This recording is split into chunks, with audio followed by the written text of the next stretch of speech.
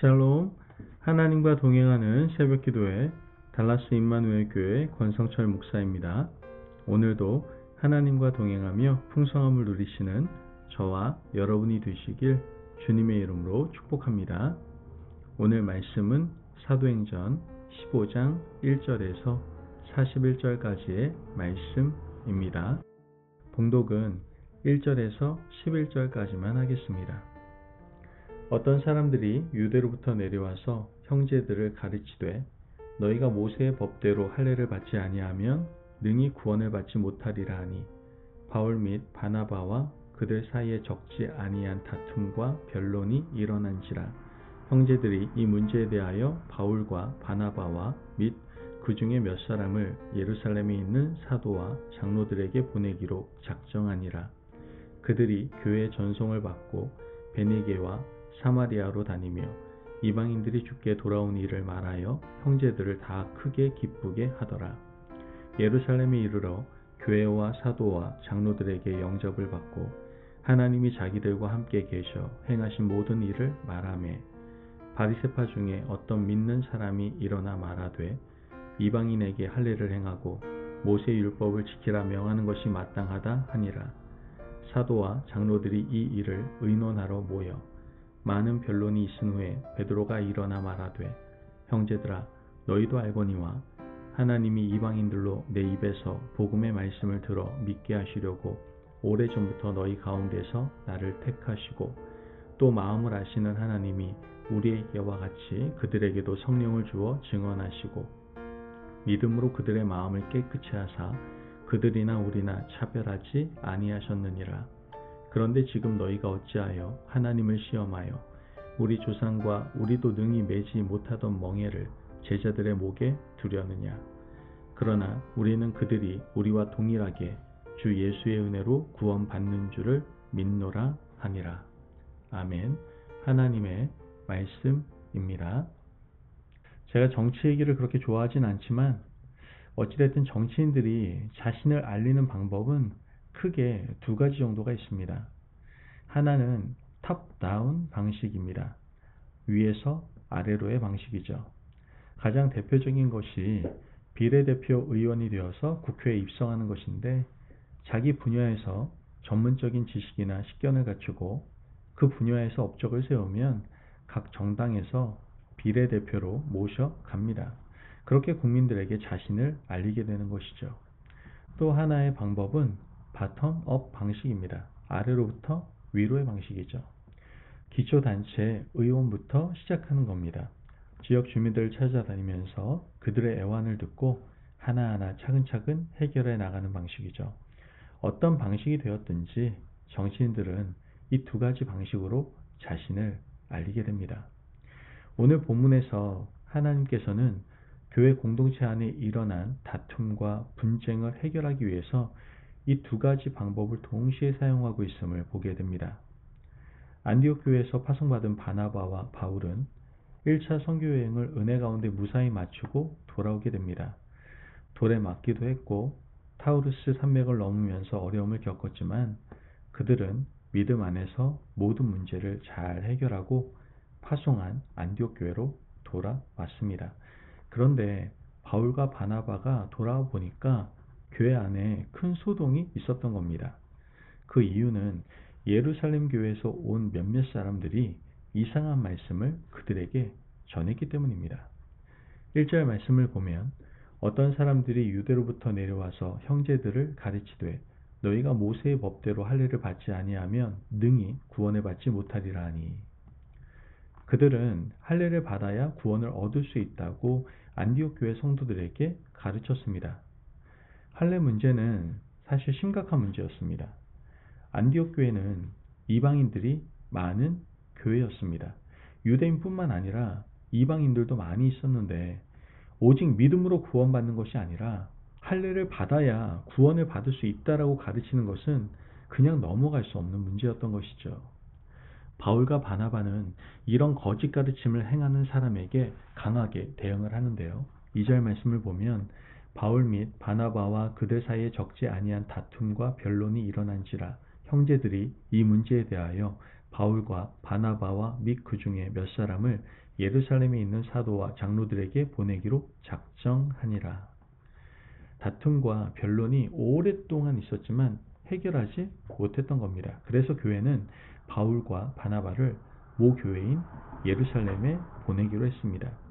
예루살렘 교회에 가서 어느 것이 옳은지 하나님 앞에서 이 문제를 심판받고 돌아오라고 바나바와 바울을 파송했던 것이죠. 두 사람이 예루살렘 교회에 와보니 교회 안에 이런 분위기가 있었습니다. 5절 말씀을 보면 바리새파 중에 어떤 믿는 사람이 일어나 말하되 이방인에게 할례를 행하고 모세의 율법을 지키라 명하는 것이 마땅하다 하니라. 예루살렘 교회에도 유대주의자들이 들어와 있었는데 과거에 바리새인이었다가 회심하고 교회 공동체 일원이 된 사람들이었습니다. 이 사람들은 모세의 율법을 받고 할례를 받아야 구원받는 것이며 우리가 예수를 믿는 것과 별개로 할례 받는 것은 구원을 위해서 꼭 필요한 일이라고 주장을 합니다. 바울과 바나바는 이들과 적지 않은 변론과 다툼, 오랜 토론이 있었습니다. 결국 이 문제를 해결하기 위해서 베드로가 나섭니다. 베드로가 이렇게 정리를 합니다. 7절에서 11절 말씀을 보면 많은 변론이 있은 후에 베드로가 일어나 말하되 형제들아 너희도 알거니와 하나님이 이방인들로 내 입에서 복음의 말씀을 들어 믿게 하시려고 오래전부터 너희 가운데서 나를 택하시고 또 마음을 아시는 하나님이 우리에게와 같이 그들에게도 성령을 주어 증언하시고 믿음으로 그들의 마음을 깨끗이 하사 그들이나 우리나 차별하지 아니하셨느니라. 그런데 지금 너희가 어찌하여 하나님을 시험하여 우리 조상과 우리도 능히 매지 못하던 멍에를 제자들의 목에 두려느냐. 그러나 우리는 그들이 우리와 동일하게 주 예수의 은혜로 구원받는 줄을 믿노라 하니라. 아멘. 베드로가 이렇게 자신 있게 이방인들이나 우리나 하나님이 차별하지 않으셨다라고 말할 수 있었던 이유는 바로 고넬료 사건을 경험했기 때문입니다. 하나님께서는 예루살렘 교회 영적 지도자 베드로를 움직이셔서 그렇게 말함으로 할례 문제를 상당 부분 해소시켜 주셨습니다. 베드로의 발언 이후 분위기가 정리되자 바울과 바나바는 1차 선교 여행을 통해서 경험한 일을 간증합니다. 사도행전 15장 12절 말씀을 보면 온 무리가 가만히 있어 바나바와 바울이 하나님께서 자기들로 말미암아 이방인 중에서 행하신 표적과 기사에 관하여 말하는 것을 듣더니 바울과 바나바는 1차 선교 여행 기간 동안 각 성을 다니면서 경험한 일을 간증합니다. 하나님이 이방인들에게 어떻게 역사하셨는지, 그들이 진리의 말씀을 전할 때마다 어떤 능력이 임하셨는지 상세하게 간증하기 시작했습니다. 이 말은 그 자리에 모인 사람들에게 큰 은혜가 되었습니다. 바울과 바나바는 아래로부터 위로의 방식으로 하나님께서 그들을 통해서 하신 일을 간증했던 겁니다. 이러한 방식으로 초대교회에 일어난 할례 분쟁은 해결되었던 겁니다. 이방인들에게 할례를 행해야 하느냐, 행하지 않아도 되느냐 하는 문제는 위에서 아래로의 방식, 아래로부터 위로의 방식으로 깨끗하게 해결되었던 것이죠. 이 사건은 오늘 우리에게도 주는 교훈이 있습니다. 우리는 모두 하나님의 은혜로 살아가는 존재이지만 여전히 많은 문제도 가지고 있습니다. 가정에서도 교회에서도 크고 작은 문제가 쉴 새 없이 일어나고 있죠. 문제를 해결하는 방식은 이 두 가지가 함께 어우러져야 합니다.